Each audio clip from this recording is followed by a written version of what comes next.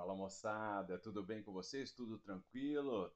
Coisa boa! É o seguinte, passando com esse vídeo aqui para correção da lista 24, período regencial. Bem, esse professor é gente boa demais. Esse cara mandou a lista, mandou o garabito e agora tem a correção. Que coisa boa! Pessoal, seguinte, vamos para as questões e aí, na medida em que eu for corrigindo as questões, eu vou acrescentando algumas informações que são fundamentais sobre o período regencial. Então, por favor, fique até o final deste vídeo para verificar as informações que, obviamente, serão tratadas também nas aulas, né? Muito bem. Questão número 1. O período da história do Brasil entre 1841 e 1840, conhecido como período regencial... lembrando uma coisa importante. Apesar desse período ser muito pequeno, curto, né? 1831 e 1840, que é 9 anos, né? 9 anos e 2 meses, para ser mais preciso ainda. Ele é marcado inicialmente pela abdicação de Dom Pedro I, obviamente.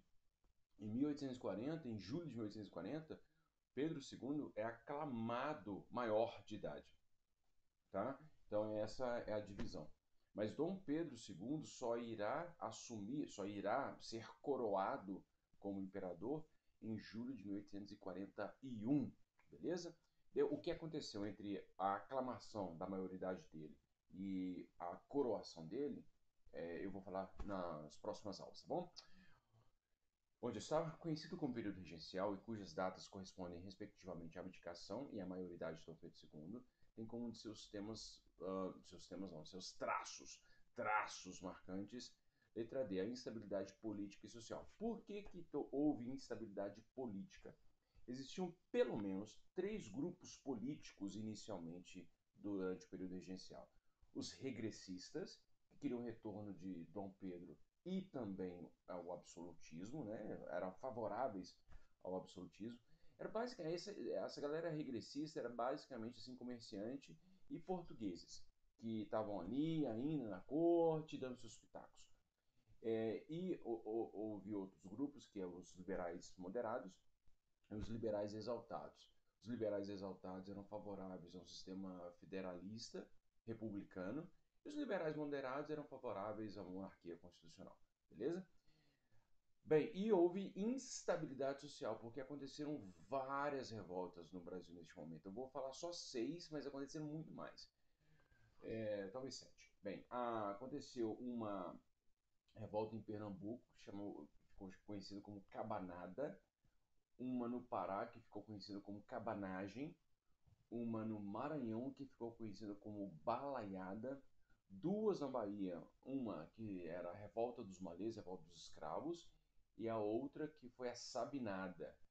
E houve também uma guerra civil no Rio Grande do Sul, que ficou conhecida como Guerra dos Farrapos ou Farroupilha. Beleza? Então por isso que são as instabilidades sociais, por causa das revoltas e dos movimentos revolucionários e separatistas. Bem, instabilidade política e social decorrente de numerosos movimentos revolucionários. Exatamente. Então, questão letra D de dado. Bem, continuando, vamos continuar. 2. O período regencial da história do Brasil durou de 1831 a 1840. Perceba que a questão 2 dialoga diretamente com a questão 1, tá? Então é bem fácil. Se você souber das razões pelas quais a questão 1 é letra D, então você vai matar de vez a questão 2. Sobre o mesmo, pode-se afirmar corretamente que letra C apresentou grande instabilidade política. Tá vendo? Tá vendo? Nele ocorrendo um período de fragmentação territorial. Tá vendo? Tá vendo? Por que, Dilmar? Pelo seguinte, a fragmentação territorial, principalmente a cabanagem e a Guerra dos Farrapos, eles se separaram, eles tinham um governo próprio.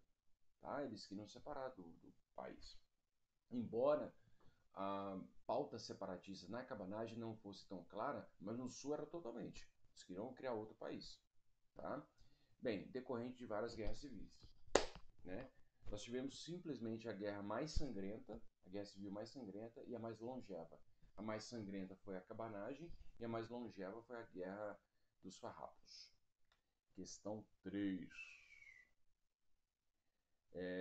Documentos inéditos descobertos na Inglaterra relatam que, apenas 13 anos depois de proclamada a independência, o governo brasileiro pediu auxílio militar às grandes potências da época, Inglaterra e França.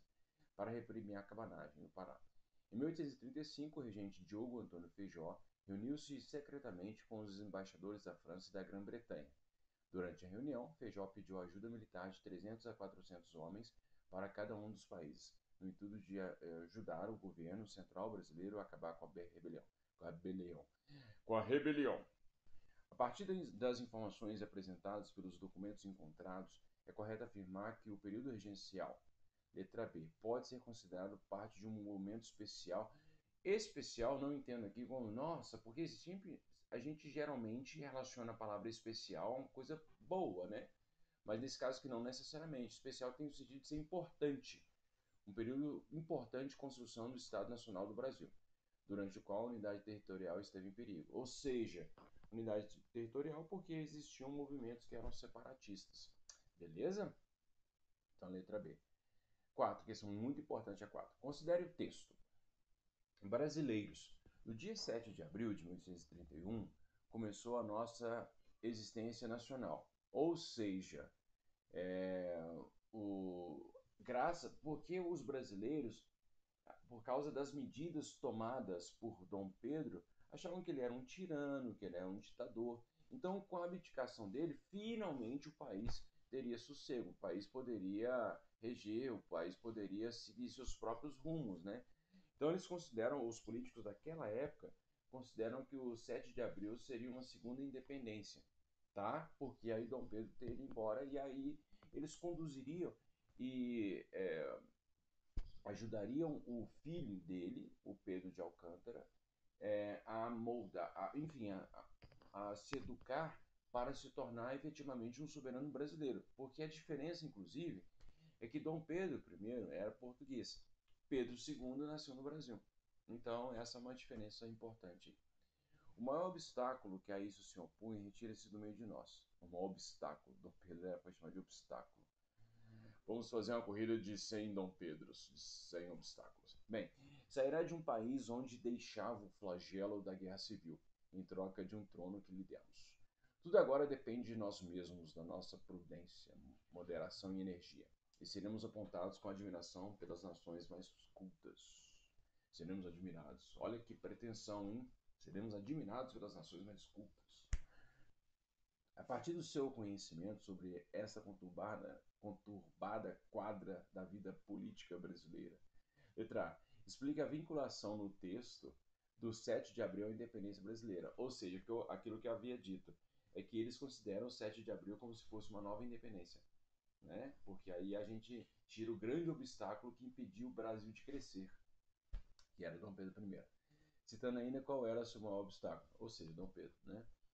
Letra B, relacione, depois vocês olhem aí a minha resposta, porque ela tá com palavras mais rebuscadas. Eu adoro palavras rebuscadas. Letra B, relacione a parte sublinhada que diz: tudo agora depende de nós mesmos, da nossa prudência, moderação e energia. Ou seja, a responsabilidade para a criação de uma nação, de um Estado brasileiro, é nossa agora, tá com a gente. Tá com nós e nós que manda na bagaça. Então nós vai ter que dar um jeito aí nesse negócio, né?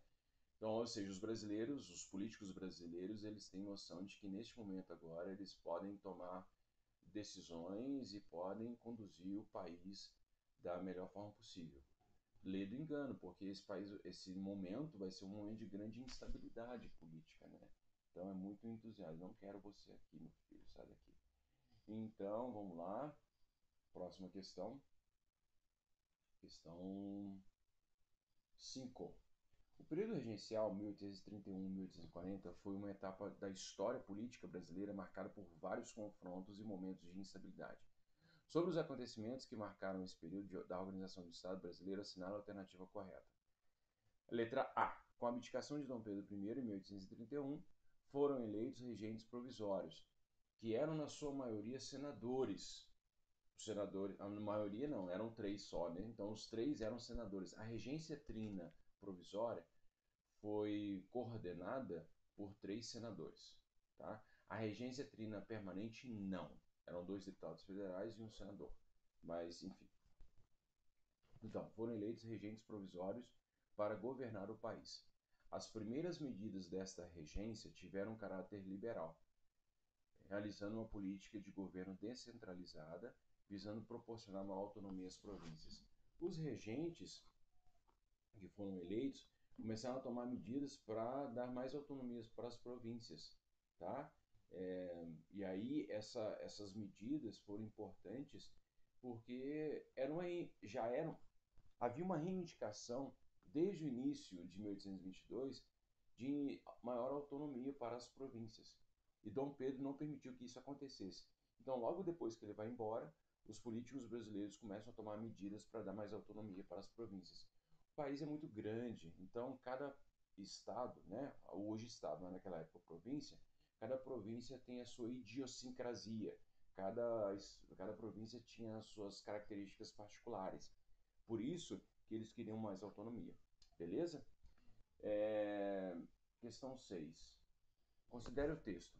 As revoltas do período regencial não se enquadram em uma moldura única, ou seja, as revoltas não tinham uma reivindicação única. Cada revolta teve a sua própria reivindicação, e a gente vai ver depois na aula sobre as revoltas. Elas tinham a ver com as dificuldades de realidades da vida cotidiana e as incertezas da organização política, mas cada uma delas resultou de realidades específicas provinciais ou locais. Apesar de não terem uma moldura única, as revoltas do período a que o autor se refere apresentaram em comum a oposição ao centralismo político. O que eles criticavam comumente é justamente a questão da centralização política no Rio de Janeiro. A corte tomava as decisões, muitas vezes em benefício da corte, em detrimento do restante da população. E é por isso que, então, dentre outros motivos, aconteceram essas revoltas que eu falei inicialmente, tá bom? Gente, um grande abraço para vocês. Qualquer dúvida é só me chamar no fórum, no chat. Eu estou disponível para ajudá-los. Um beijo no coração e até a próxima. Tchau!